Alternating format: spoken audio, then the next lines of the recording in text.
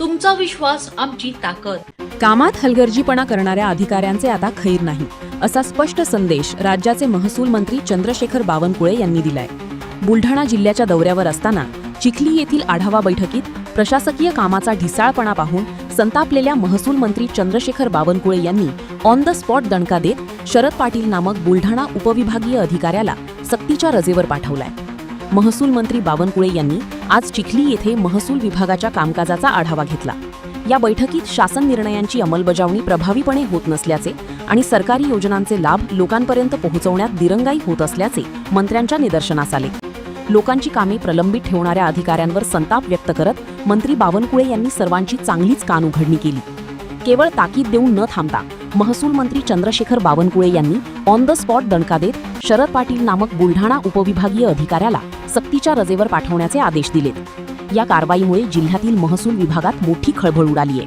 प्रशासनाने जनतेची कामे वेळेत पूर्ण करावीत, अन्यथा अशाच प्रकारची कठोर कारवाई केली जाईल, असा इशाराही महसूल मंत्री बावनकुळेंनी यावेळी दिलाय।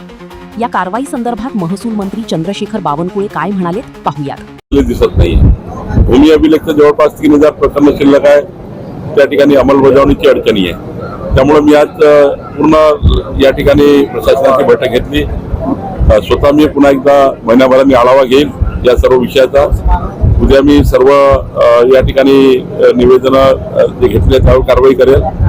मात्र एक मला फार मोठी चूक दिसली की आमच्या एका प्रांताला, इथला जो चिखलीचा प्रांत आहे त्याला 25/3/2026 ला शासनाने जो निर्णय घेतला, त्यांच्याच अध्यक्षतेखाली समिती तयार केली प्रांताच्या लोकांना पट्टे वाटप करणे, लोकांची घरं कायदेशीर करून देणे।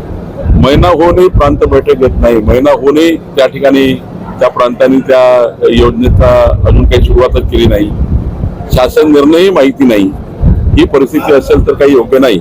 मी इथल्या चिखलीच्या प्रांताला 1 महिना सुट्टीवर पाठवलेला आहे, सक्तीच्या रजेवर पाठवलेला आहे आणि तहसीलदारांनी सर्वांना सूचना दिली आहे की तातडीनं 25/3च्या शासन निर्णयाप्रमाणे सर्वांचे घरं कायदेशीर करणे, तुकडेबंदी कायद्याचा अंमल करणे, सोबत पांढर रस्त्याच्या योजनेचा अंमल करणे, मोजणी प्रकरण 15 दिवसावर आणणे, या सर्व गोष्टीबद्दल मी आग्रही आहे।